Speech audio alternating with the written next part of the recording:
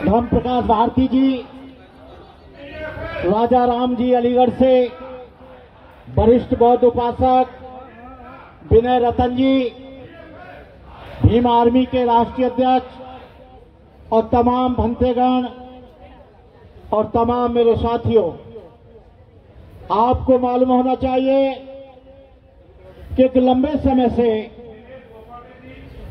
बुद्ध गया का आंदोलन करीब 135-40 वर्षों से चल रहा है, लेकिन भारत सरकार के कान पर जू तक नहीं रेंगती है। वो मस्जिदों में हिंदू मंदिर तलाश रहे, लेकिन उनको नहीं दिखता कि बुद्ध गया में वो महाबोधि महाविहार बौद्धों का है, जैसे मुसलमानों का मक्का मदीना, ईसाइयों का जेरूसलम, वैसे ही सारी दुनिया के बौद्धों की आस्था का पवित्र स्थल बुद्ध गया है। लेकिन भारत सरकार और प्रदेश सरकार जो 1949 एक्ट है, जो 26 जनवरी 1950 से पहले बना, उसको अपने आप जो हमारा आर्टिकल नंबर संविधान का है 25 से 28 तक, उसे निरस्त हो जाना चाहिए। लेकिन ये दकियानुसी लोग जो नहीं चाहते कि बौद्धों का विकास हो, वो नहीं चाहते कि बुद्धों की उन्नति हो, ये लोग एक लंबे समय से उस पर बैठे हैं। ये जो आंदोलन है, ये मोदी जी की कान में पहुंचना चाहिए। ए मोदी जी, तुमको शर्म आनी चाहिए कि जब आप विदेश जाते हो, जापान जाते हो, थाईलैंड जाते हो, सिंगापुर, तो तुम कहते हो मैं बुद्ध देश से आया हूं। लेकिन ये मोदी, तेरे को शर्म आना चाहिए कि 135 वर्ष से ये आंदोलन चल रहा है, बौद्धों पर जुल्म हो रहा है, उनका पानी रोका जा रहा है, उनके तंबू और बम्बू को तोड़ा जा रहा है, उनको रात में उठाया जा रहा है, उनको बिजली नहीं दी जा रही है, उनको पानी नहीं दिया जा रहा है। कैसे ये देश में, अरे मोदी जी, आप बौद्ध गया का मंदिर हम दो मत दो, लेकिन तुम्हारे लोकतंत्र को, तुम्हारी धर्मनिरपेक्षता को हम सारी दुनिया में नंगा करता रहेंगे। हमसे कहते हो कि आंदोलन बंद करो, देश की बेइज्जती हो रही है, देश का बेइज्जती हो रही है। अरे बेइज्जती हो रही है तो बेशर्मो, अरे बौद्धों के बुद्ध विहार को क्यों नहीं दे देते, बौद्धों के हाथ में क्यों नहीं सौंप देते? वो इसलिए नहीं सौंपना चाहते क्योंकि वहां पर 100 करोड़ से ज्यादा, वहां पर पूरे दुनिया के बौद्धों का छड़ावा आता है और उससे ये मौज मस्ती करते हैं, उससे अपना ऐशो आराम करते हैं।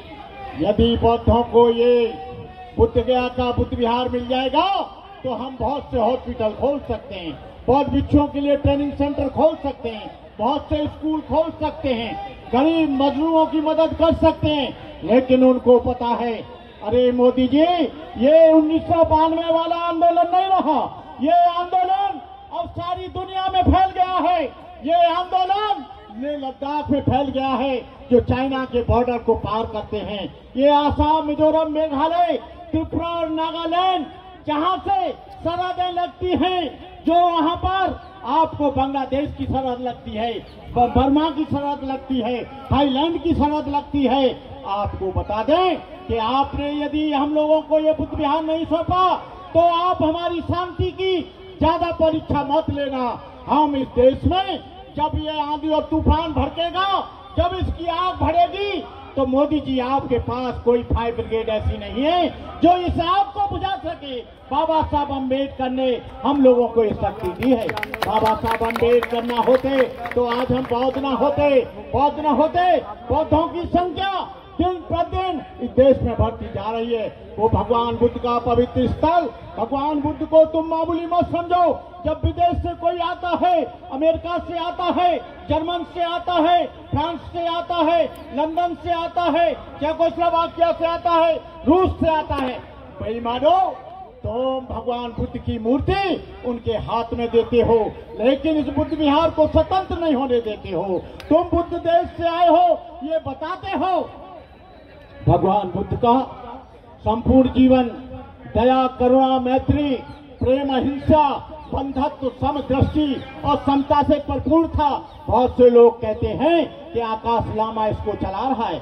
अरे कोई भी चलाए, हमारे सामने एक ही लक्ष्य है, महाबोधि महाविहार मुक्त होना चाहिए। लेकिन आज कुकरमुत्तों की तरह आज छोटे छोटे संगठन बनाकर, जब से लामा ने 12 तारीख से फरवरी से शुरू किया है, उसके बाद तमाम चंदाखोरों की भीड़ लग गई है। तमाम छोटे छोटे संगठन बनाकर चंदा करने के लिए, लूटने के लिए। यदि तुम इतने ईमानदार हो और तुमको चाहिए, तुम लद्दाख में जाओ। हम लोग लद्दाख में गए हैं, आसाम गए हैं, मिजोरम गए हैं, अरुणाचल गए हैं, लेह लद्दाख गए हैं, पूना गए हैं। यहाँ भारत के हर कोने में 65 जगह पर हमारा आंदोलन चल रहा है। लेकिन कुछ लोग आकाश लामा को और ऑल इंडिया बुद्धिस्ट फोरम को बदनाम करने का प्रयास कर रहे हैं। लामा भाग गया, रुपया लेकर भाग गया। लामा ऐसा व्यक्ति नहीं है।